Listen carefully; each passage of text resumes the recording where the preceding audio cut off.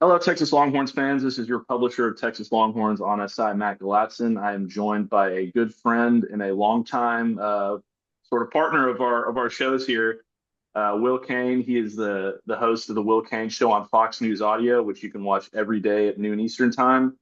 And he is also the co-host of Fox and Friends Weekends. Will, how have you been? It's been a long time. What's up?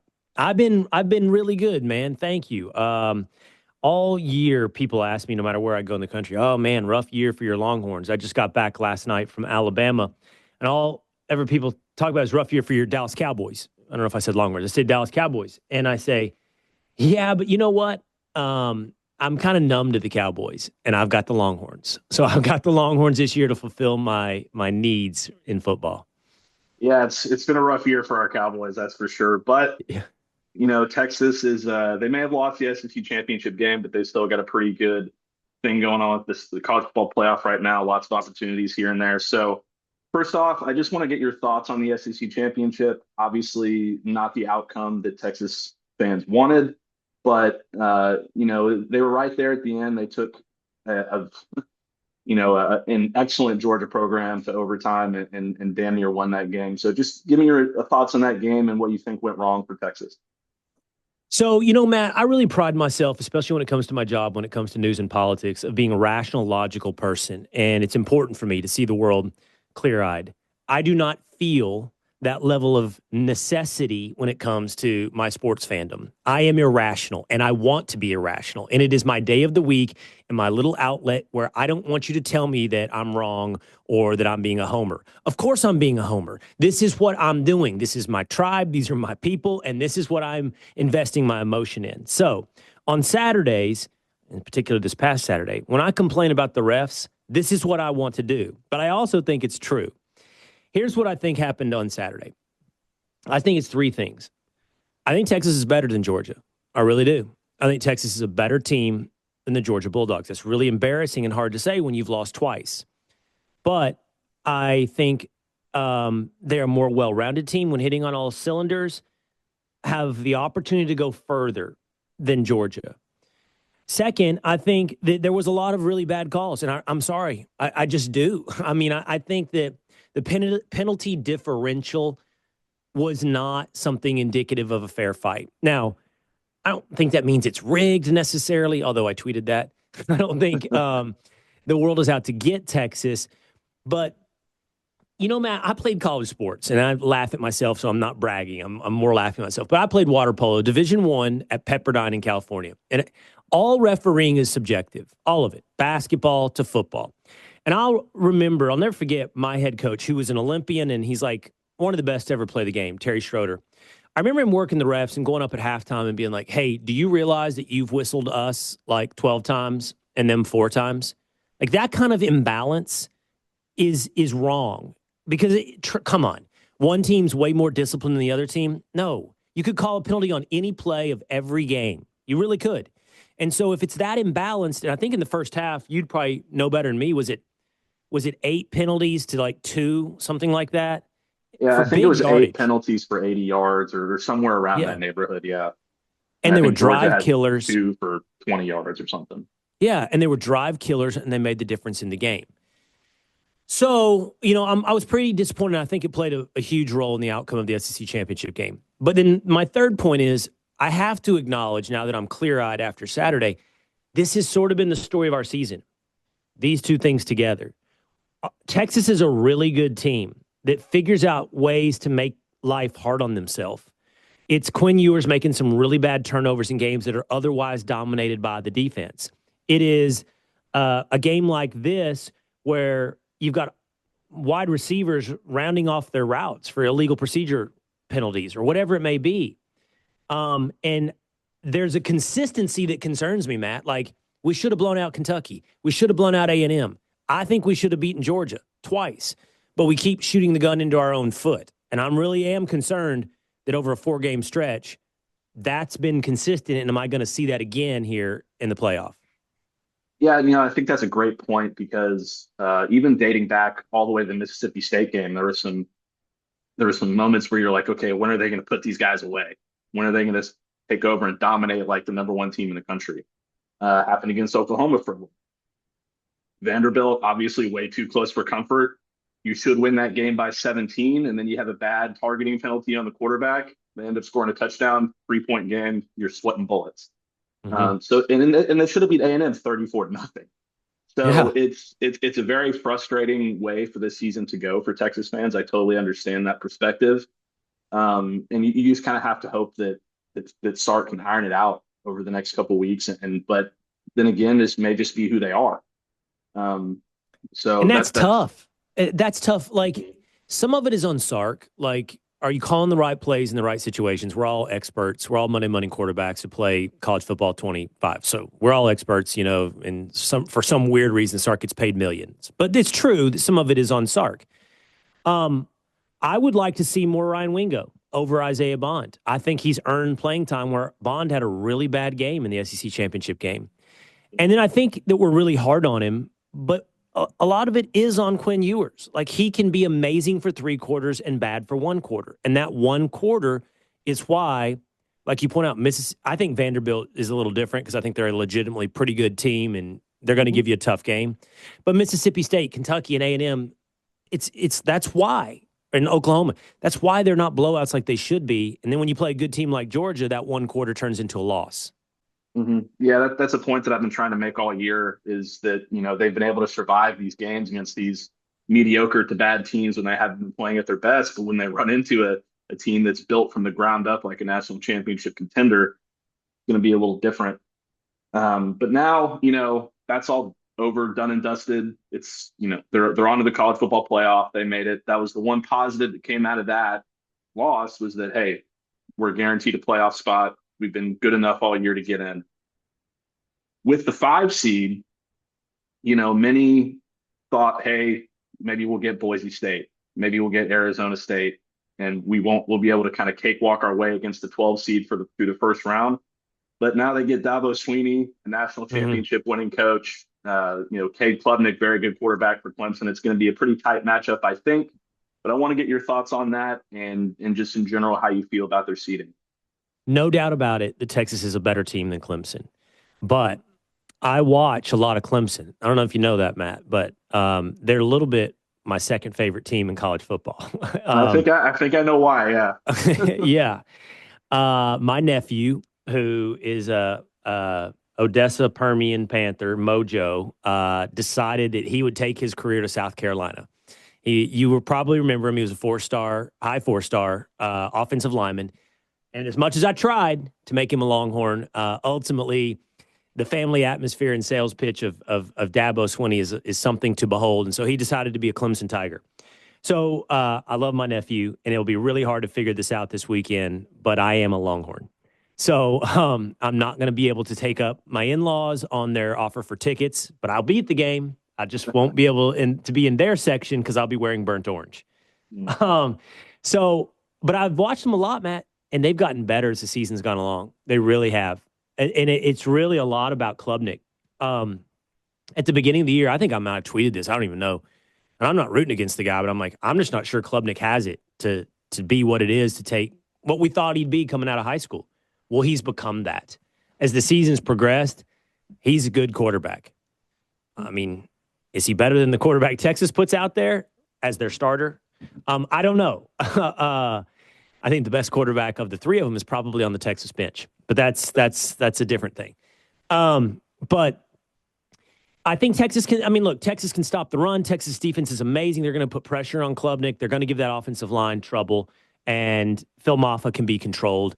Texas should not lose. Pretty good defense at Clemson. Pretty good defense as well. But, it should be something similar to like a 21-16 type game that Texas wins. I think we should be careful with Arizona State. Like they're better than you want to believe, especially offensively. But then back to Texas defense, that's one thing that I've come to have faith in. Like so much about Texas, Matt, is hard to trust because of the consistency of what they've done. But the consistently good thing has been the defense. And so that can answer Arizona State. I don't take it for granted. I don't take any of these games for granted as a W, but I like Texas' path until they meet Oregon in the semifinal. Yeah, the thing about going back to Klubnik is so I covered him at the Elite 11 finals in Los Angeles. I watched him a ton at Austin Westlake. Um, he beat Quinn Ewers at the Elite 11 finals. He beat Quinn Ewers in a state championship game.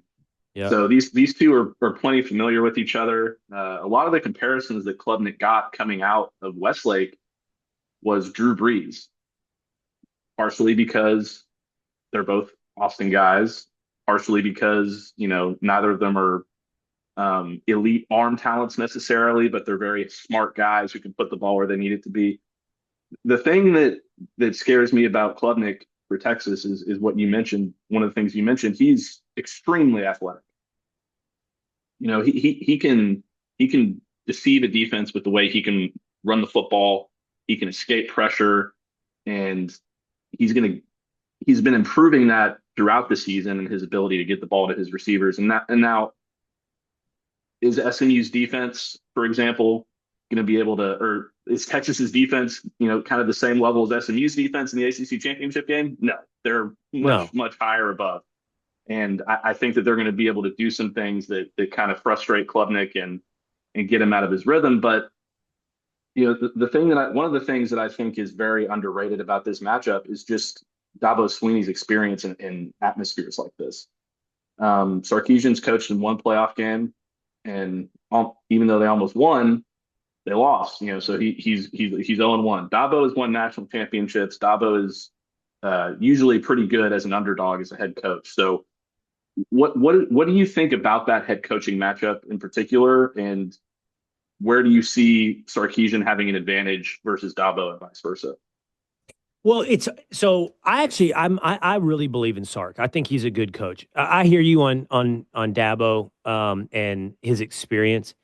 My favorite thing about Dabo, and I really like Dabo, is the charismatic leader of men that he is for those young men, and I know about it. And those men, young men, they want to follow him, and he'll have them ready, and they will follow him into Austin. And I'm pretty confident they'll put their best foot forward. I don't think their best foot is even close to Texas's, not even their best foot. I think Texas could play not a great game, not their best game, and beat Clemson. I really do. I think the differential between these two teams is such that it could be like an A&M type game for Texas. You know what I mean? Like, oh, you could have been so much better, but you still won. Okay. The Sark thing, you know what I feel like, and this gets a little bit in the weeds, but you and I are big fans. Let's be in the weeds. What I feel like is missing from Texas is I want to see intermediate vertical passing. That's what I want to see. I want to see slant routes. I want to see routes across the middle more. I want to see, Ryan Wingo or Matthew Golden, not just down the sidelines, and certainly not the screen games that are horizontal, but the 7 to 8 to 10-yard pass, which, by the way, with DeAndre Moore, they're doing and is working some, and it worked against Georgia. But that, to me, is like all season long, like where has that play been? It's either like force a deep ball or throw it to the sideline. It's one of those two things. And I don't know if that's a Ewers thing or a Sark thing. And my suspicion is it's a Ewers thing. Like, he's scared to throw it through there. He doesn't trust his arm strength, or he doesn't trust what looks open to him. And again, I think he did better at that with Georgia. But don't made me think of that as you asking about the coaching difference. And I just need to see that Texas offense opened up there through the middle. And then I think that changes everything. Now our deep passing game's open. Even our running game is more open because linebackers are dropping back or whatever it may be. I just feel like there's this gap in our offense right there in the middle of the field about 10 yards deep that I would hope be fixed by Sark. Yeah, so I think that's a fantastic point. I think Quinn Ewers is a fantastic quarterback, and I don't know that if Arch Manning was the starter, that things would have gone any differently against Georgia or throughout the rest of the season. Hindsight's 2020. We'll never know. But Ewers has done two things done something that Colt McCoy and Vince Young never did. He went to back-to-back conference championships. So there's something there, and he's a very talented guy. Yeah. But I do think you bring up a good point about the intermediate and sort of deep stuff, because I've gone back and watched the film from the first Georgia game, from a few other games. There are windows in the defense that he is passing up and he's been very hesitant to exploit. And I wonder why that is. And then you go back and you watch this game, and there's a lot of passes that are just kind of floated out there. And there's not as much, all right, I'm going to put both my feet into it and I'm just going to rip it across the defense. And that's something that I think NFL evaluators are going to look at and be like, why isn't he doing this? And I also think it's something that could potentially be a reason for what you're talking about, where the offense just feels like there's something missing, like they're stuck in a rut in this one area and you can't quite figure it out. I think that's probably what it is because, and especially against Georgia, you can't do the dag or No, the stuff to the sidelines and the screens and all that stuff. They're too fast. right. So, and I think Ewers has relied on that a little bit too much throughout this season. I feel like that wasn't an issue last year. And Yeah, it's funny. The more experience when he first came in, I remember that first game against Alabama. By the way, that's exactly what he was doing. He was kind of fearlessly putting the ball 15 yards downfield. You know what I mean? mm-hmm. And the only way we get that pass is like on a guy going across, but he's already headed toward the sideline. He's not between the hashes. He's like already past the hashes, and he's beating his guy in like a drag. You know what I mean? And I just want that open area right between the hashes. And I feel like he feels like he's gotten more scared, Matt. Like it's with experience, he's gotten, I don't even want to call it conservative because it feels a little like he's scared. Yeah, I don't disagree with that. That's kind of something that I've been wrestling with throughout the season. And I do feel like there was a little bit less at this past Saturday against Georgia. I feel like he kind of let it, I agree. he let it fly a little bit more. I'm there were still some things where I was a little bit like, confused about, like in overtime, for example, that little pass to Quinshwavian Reisner on 3rd and 10 when you have to score a touchdown. You can't settle for field goals in overtime, right? You have to score a touchdown there. It's 3rd and 10. You dump it off to your running back instantly. I don't know if that was a play call or if you were just check it down immediately, but it's stuff like that that I think has kind of gotten in the way of where they're trying to go offensively. Well, let me say this, and I'm not trying to play the whole like let's get clicks and do quarterback controversy. I truly believe, and I hope it's the case, that the team is better if you have a significant amount of arch. Now, when I say significant, I don't mean a quarter of the game, but maybe close to that. If Arch can play even some third downs, certainly red zone stuff. And by the way, I don't want him just like don't turn him in. Well, who was the quarterback we had there that we called the truck package? Do you remember 18-wheeler package? Tyrone Sloops. Tyrone Swoops. I don't want Arch to be the 18-wheeler package. It's not just run because the guy can pass, obviously. So like an RPO, like make him guess. Is Arch going to run? Is Arch going to pass? Like I think that would just totally change our offense in some critical downs and situations. Yeah, I totally agree. And if you saw what Georgia Tech did against Georgia the previous week, I mean, Haynes King ran for days. Yeah. And Georgia Tech ran for damn near 300 yards of offense or 300 yards rushing, if I remember correctly. So I was expecting to see a little bit more of that, given the way that that Manning can kind of use those legs and you can do pretty much whatever you want to him with him and put him in a Wildcat package, just whatever. I mean, he's so versatile. And I don't know. I was very shocked when I didn't see any of that. But right. Maybe they'll see Georgia again. If they do, it'll be in a national championship back there in Atlanta at that same building. So, who knows what will happen. So, before I let you go, there's one other thing I wanted to get into, and obviously we're still waiting for the end of this year with Texas, and we want to get to see what they do in the playoff. But one of the things that Sark is going to have to deal with until we get there is the transfer portal. Not only does he have to prepare for Clemson and then Arizona State potentially, and then Oregon potentially, but he also has to battle to keep his kids in Austin in the transfer portal.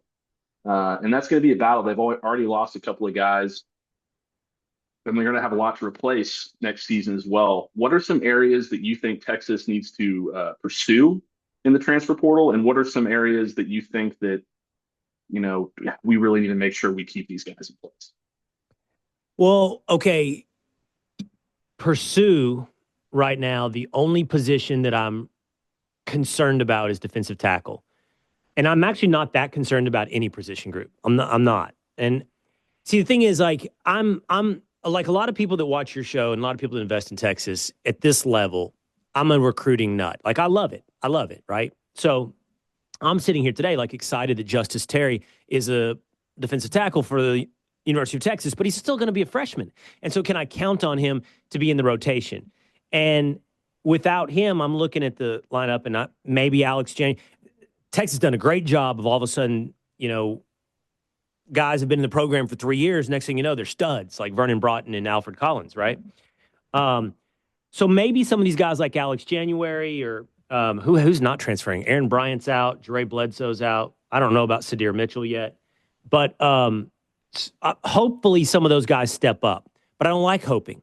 So you're going to need to bring in some transfer defensive tackles. That's the main position group I feel like that you everything else, linebacker, like I'm like everybody else. Like I liked Darian Gillette. Like from a recruiting perspective, I was excited when we got him. Same thing with Tassili Akana. Like when you get commitments from these guys, I'm like, yeah. And next thing you know, they're transferring. But I do know, like, look at the defensive end. Like, look at the depth chart. Where is he going to get playing time? Simmons, maybe Trey Moore, Vasic, Burke. I don't know where he's going to get playing time to beat any of those guys out. Now, of course, injuries are a thing and all that. But that's really only defensive tackle. And the other position that everybody else talks about that I'm a little contrarian on is running back. Man, I see 7 guys they're going to expect to play.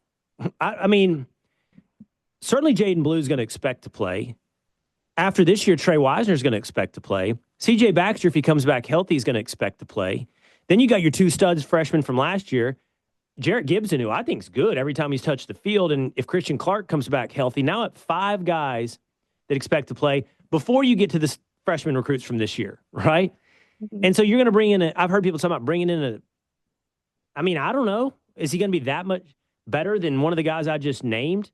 I think we're pretty good at running back. Yeah, so to the running back point, I actually totally agree with you. I think that when C.J. Baxter comes back, he's RB1, and everything else just kind of falls in behind him. These 2 guys that they're bringing via the 2025 signing class are extremely good players. Ricky Stewart, for example, I think he's got over 100 rushing touchdowns in his career. Ton of 300-yard games. I mean, he's very underrated recruit, very tough guy. Simon, another guy that I think is going to come in and then have a chance to really, he's going to get on the field somewhere because he's that kind of athlete. So I totally agree with you there. My area of concern, believe it or not, is actually wide receiver. I think Isaiah Bond, even though he hasn't had the year that many people thought he would, he's gone, right? I think he's gone to the NFL. Yeah. And Matthew Golden probably too, right? I mean, after NFL scouts saw what he did against Georgia, there's a pretty good shot he's going to get a good grade. Right. Wingo will be back. DeAndre Moore will be back. But after that, losing Jonte Cook to the portal, you got the 2 freshmen coming in, but you don't always know how quickly those guys can get on the field. So I would expect them to go out and get another receiver, perhaps a tight end with Gunnar Helm going to the NFL. I could see tight end. Yeah. I could see tight end. The receiver thing, I trust. You just have to trust Sark on that. He loves receivers, but same thing with the recruiting. Like I like Parker Livingstone. I'd kind of be curious. Like what's he look like? I don't know. Aaron Butler was a pretty big recruit too. So, but I'll have to trust him. If he finds another A.D. Mitchell, if he finds another Matthew Golden, okay, great. Then you have to trust Sark. Right. Yeah. I mean, there's a couple guys out there. Micah Hudson, for example, former 5-star recruit, was at Texas Tech for a year and didn't really do much because it was Texas Tech.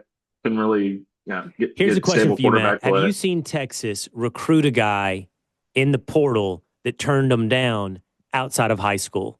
So I thought about Micah Hudson. I saw today that Cam Dewberry at A&M guard is in the transfer portal.